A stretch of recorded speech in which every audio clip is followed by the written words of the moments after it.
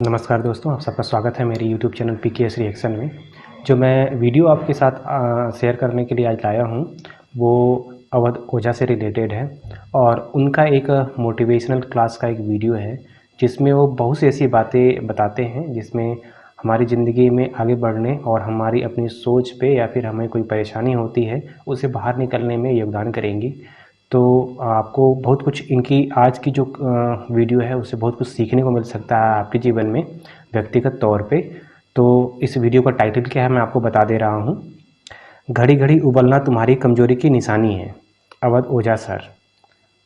तो ये इनका एक बहुत ही यूनिक वीडियो है। तो आइए इस वीडियो को देखते हैं फिर उस पर रिएक्शन देते हैं। तो चलिए वीडियो को शुरू करते हैं। जय हिंद। जय हिंद। अब ये कन्वर्जन कैसे करोगे?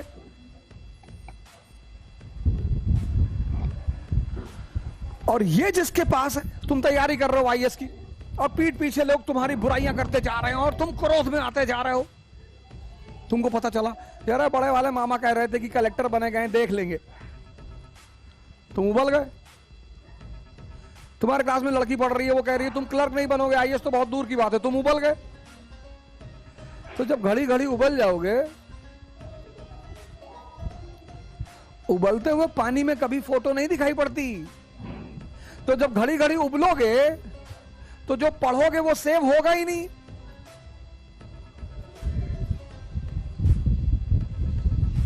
क्रोध, जिनके पास काम ज्यादा है, क्रोध ज्यादा है, लोभ ज्यादा है, मोह ज्यादा है, ये कुछ नहीं कर पाते,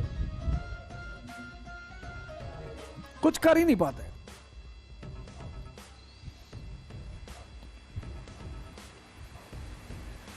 कुछ कर ही नहीं पाते। और ये जिंदगी भर कारण और कारण इन्हें ढूंढना नहीं है, मेहनत इन्हें करना नहीं है। तो ये गुरु क्या करेगा? तुम्हें दीक्षा देगा और दीक्षा देके तुम्हें कहेगा कि भैया, हां, आपने बोला हां, बोला भैया ध्यान करो।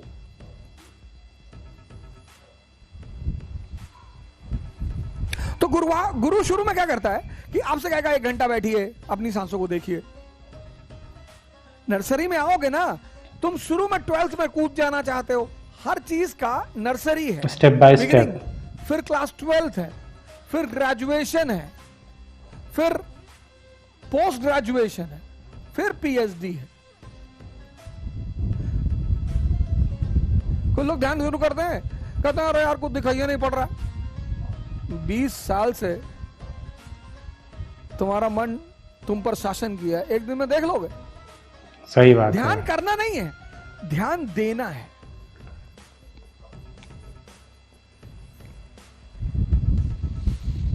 तुम बैठ के पढ़ रहे हो और तुम्हारे मन में विचार आ गया कि बड़ी वाली बुआ पापा को परेशान किए हुए हैं। तो तुम्हें क्या करना है? तुरंत आंख बंद कर लेना है, उस विचार को देखना है कि और बताओ, और क्या बता रहे थे? बड़ी वाली बुआ और वो कानपुर वाले मामा के बारे में कुछ बताओ, और वो बलिया वाली जो चाची है बड़ी वाली, उनके बारे में नहीं बताओगे? तो तुम देखना विचार तुरंत गायब हो जाएगा। जब तुम दबाते हो किसी चीज को तब वो बढ़ती है, जब तुम देखते हो तो वो घटती है। अब यार 24 घंटा बैठ के तो ध्यान तो कर नहीं पाओगे, फिर पढ़ोगे कब? फिर आंसर राइटिंग कब करोगे? फिर नौकरी कब करोगे? तो जहां बैठे हो बस 1 मिनट, इसको मैं बोलता हूं 1 मिनट फॉर्मूला। स्टूडेंट के लिए बहुत अच्छा है 1 मिनट फार्मूला। जैसे ये बम्बार्डमेंट करे बस आंख बंद कर लो। तुम क्या करते हो? तुम उस विचार से अटैच हो जाते हो।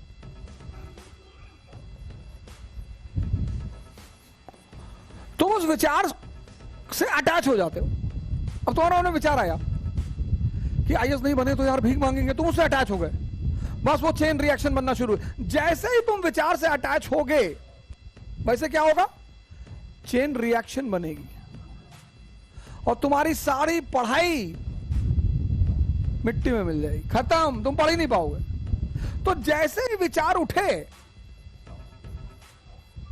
तुम्हें आंख बंद कर लेनी है। अब गाड़ी चलाते वक्त मत बंद कर लेना। सही बात है। पता गाड़ी चला रहे कोई विचार आ गया, आंख बंद कर लिए, सब चला गया। जब तुम स्टैटिक हो, बैठे हुए हो, कहीं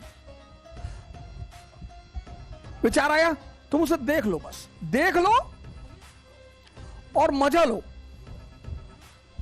तुरंत आंख बंद करो, तुरंत।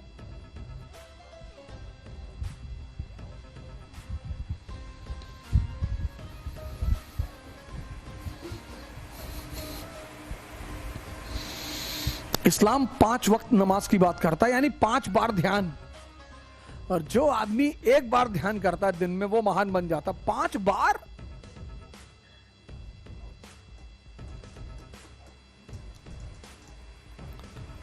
तो जब तुम ध्यान करोगे तो क्या होगा? जब तुम ध्यान करोगे तो ये चीजें कम होना शुरू हो जाएंगी। जब ये चीजें कम होना शुरू हो जाएंगी, ये बढ़ने लगेगी, तुम्हें क्रोध ही नहीं आएगा।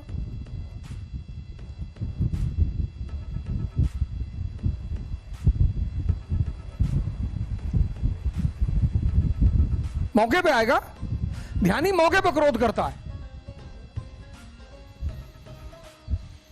मौके पे। कृष्ण ने एक बार किया महाभारत के युद्ध में, गांधी जी ने एक बार किया महाभारत के युद्ध में 1942 में। खत्म नहीं होगा। वो जो तुम स्त्री को घूरते हो ना, पूरी बॉडी का उसका एक्सरे करते हो, वो खत्म हो जाएगा। पर वो आकर्षित तुम्हें तब भी करेगी, लेकिन पॉजिटिवली। भगवान क्यों नहीं आकर्षित करेगी? अगला सेशन स्त्री पर ही लेने जा रहा हूं।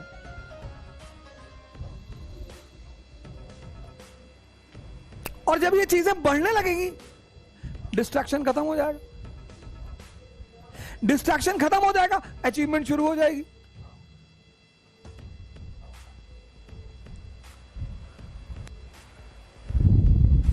ध्यान करना नहीं है, ध्यान देना है।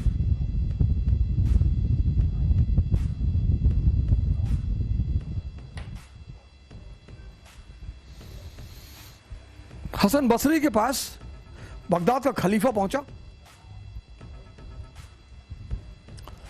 उसने कहा मुझे ज्ञान लेना है। यार मेरे पास सब कुछ है दुनिया का, मैं तब भी रोता रहता हूं, और तुम्हारे पास कुछ भी नहीं है, तुम नाचते रहते हो। मुझे यह कला सीखनी है। बोला सिखा देंगे, हमें कौन सी दिक्कत, सिखा देंगे। बोला कल आना, कल सुबह आओ 6 बजे। हसन बसरी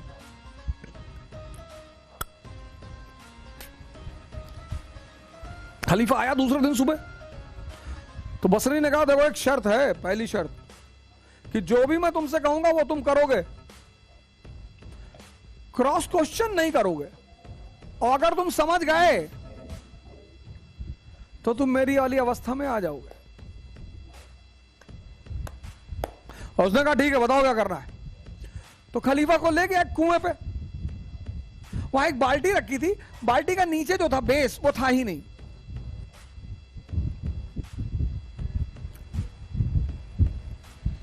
बोला ऐसा करो, पानी भरो इसमें और खेत तक पहुंचाओ।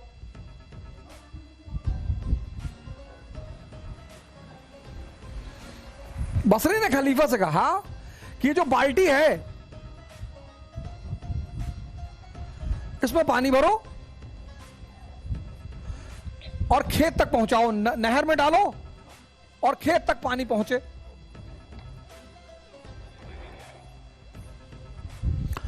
खलीफे ने कहा यार ये तो पागल आदमी, इसमें भैया पानी कैसे भरेगा। लेकिन अब चूंकि शर्त का मामला था तो खलीफा ने पानी भरना शुरू किया। वो बाल्टी ऊपर आए ही ना, सारा पानी नीचे ही निकल जाए।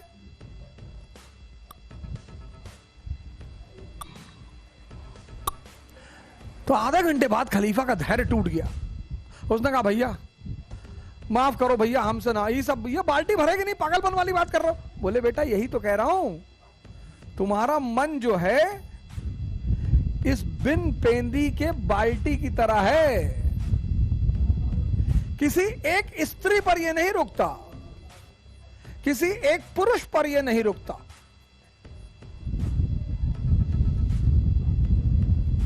इसका मन जब बस चले तो पूरे दुनिया की स्त्रियों से विवाह कर ले, लेकिन डरता है कि पीटेंगे लोग, तो बड़ी आदर्शमयी बातें करता है।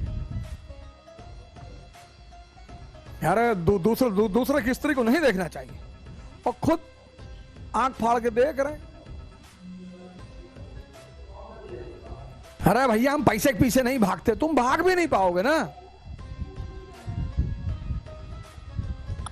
पैसे और स्त्री के पीछे भागना एक ताकतवर आदमी का काम है। तुम अपने पीछे तो भाग ही नहीं पाते, उसके पीछे कैसे भागोगे? तो आपकी जो एनर्जी है उसको ये सब चूस लेता है, तो आपकी एनर्जी आपके गोल तक पहुंच ही नहीं पाती। आपको पता ही नहीं चलता कि आप पर डे, आप देखो रात में, शाम को, आज हमारे जो मित्र हैं, भाई बहन हैं, वो क्यों इतना नशा कर रहे हैं? रात में नींद नहीं आती, क्योंकि ये जो है ये सारी एनर्जी को चूस लेता है।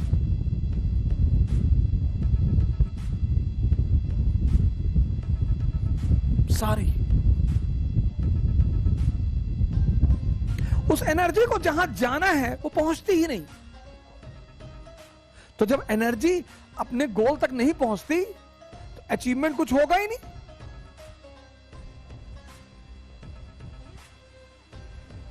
डिस्ट्रैक्शन से बचना होगा। यानी ज्ञान, गुरु यानी प्रकाश। भारत की संस्कृति का सबसे अहम हिस्सा है गुरु, और हम लोगों ने उसे छोड़ दिया। और मैं आपको बताऊं सरकार साहब लोग,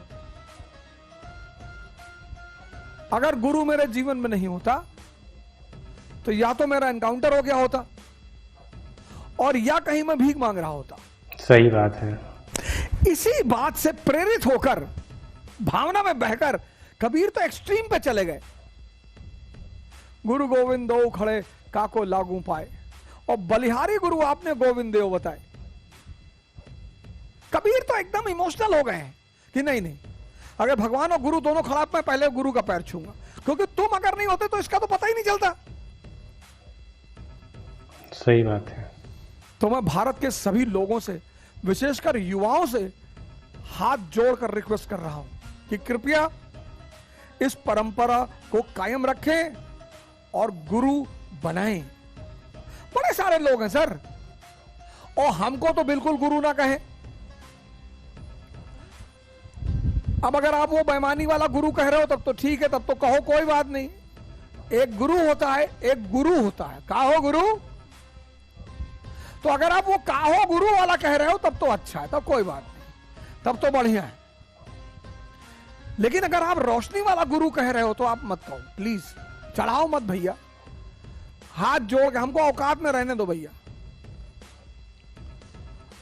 हम एक पोस्ट मास्टर के बेटे थे, हैं,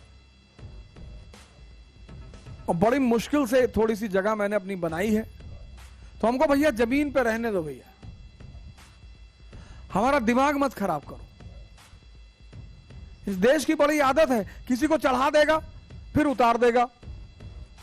सौरव गांगुली के साथ यही तो हुआ। बड़े गुरु हैं, सदगुरु हैं। श्री आशुतोष महाराज हैं,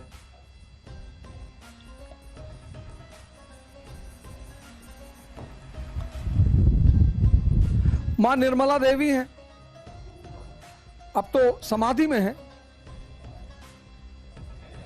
और प्लीज एक बात और,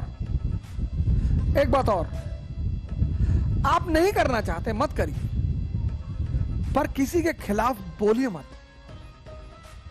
पंडित श्री श्री रविशंकर जी हैं,